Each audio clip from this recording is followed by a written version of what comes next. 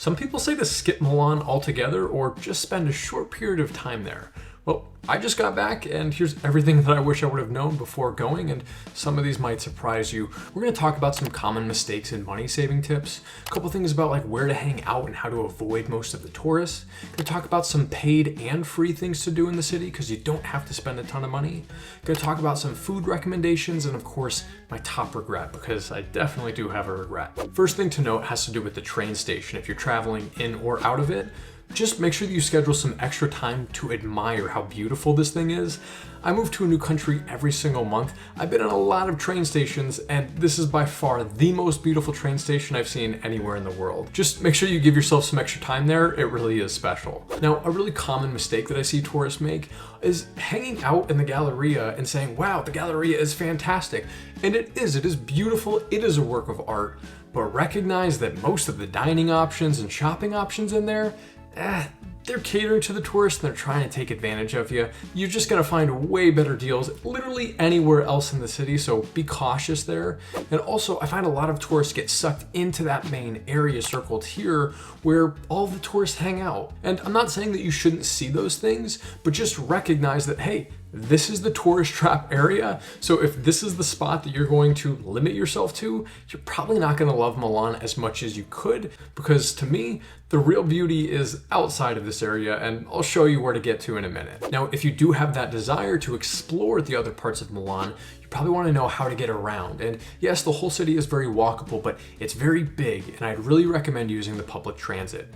It's a great system here. They have a metro underground. They also have these adorable trolleys that kind of remind me of Lisbon. I don't know who did it first. Lisbon might have copied Milan, but it is really picturesque. But the metro is a great way to get around the city, and it's super simple.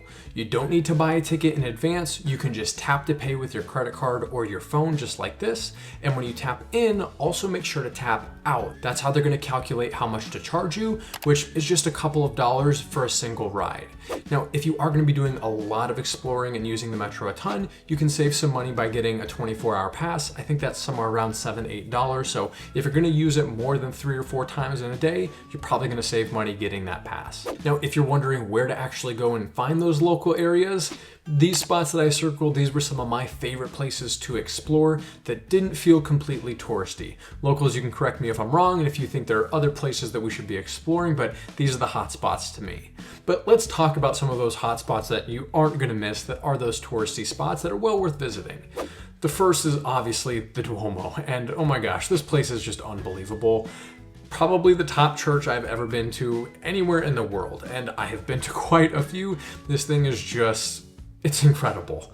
Now, a few tips around this that a lot of tourists don't realize. You can pay for access to go up on the roof. A lot of tourists do know that. I want to note that it is well worth going up on the roof, but there's something else that I think is worth it, especially for folks who are not prepared to climb a ton of stairs. You can buy a package that includes an elevator ride so you can skip most of those stairs, and we felt like it was very worthwhile for a couple of reasons. One, obviously you skip the stairs, but two, and maybe more importantly, is most people who do choose to take the stairs and don't pay for the elevator, they're going to end up about halfway around the roof, which means when you take that elevator up, you're actually going to have like this first section where they never have access to, and it's much, much less crowded.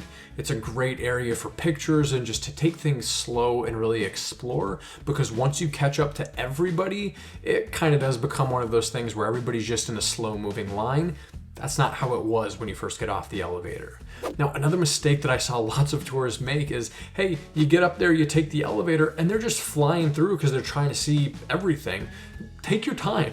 There's a lot of little nooks and crannies that are interesting to explore that aren't always easy to see unless you're taking that slow pace. So take things slow and you'll be rewarded.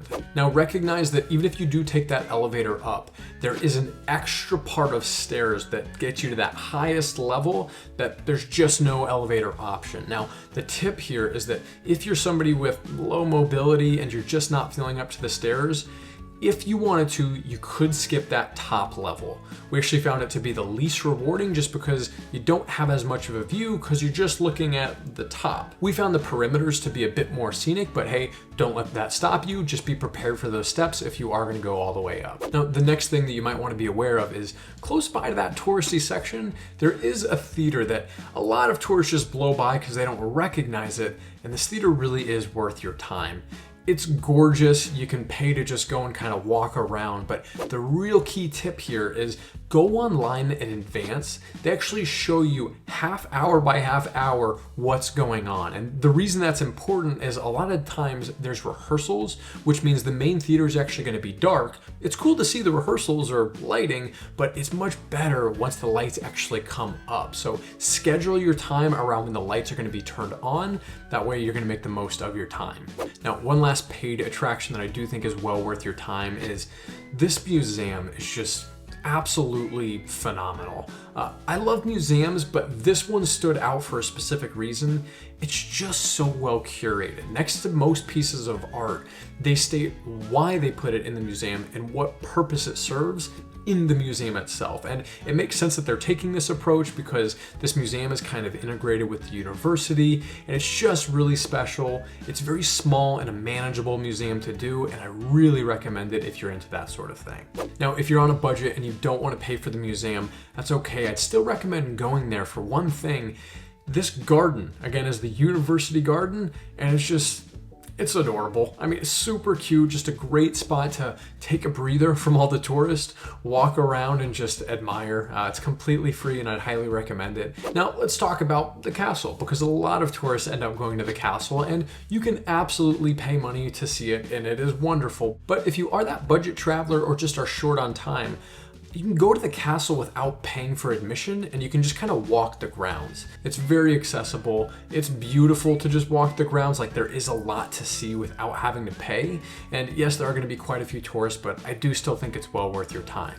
Now, if you're over in that area, you should not miss the rest of the park, which is just gorgeous. Yes, you'll find some tourists there, but also a lot of locals on this end of the park, and just, again, another scenic place to take a breather from the big crowds throughout the day and admire some nature, because it really is special, so don't miss that. Now, obviously, there are a lot of churches that you can explore in Milan, and outside of the Duomo, this one stood out to me the most. It's completely free, and what's unique about it is just like covered from top to bottom in just beautiful art.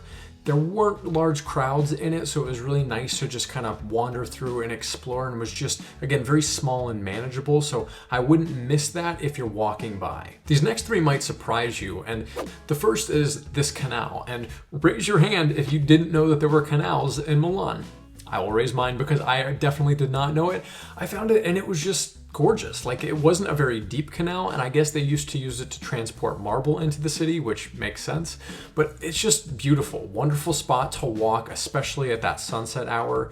Do note that the front part of it around here is a bit touristy, but you pretty quickly get to the more local area, and it's just a very worthwhile experience, something that's different that I think a lot of tourists miss. Another spot that might be of interest is Bar Loose.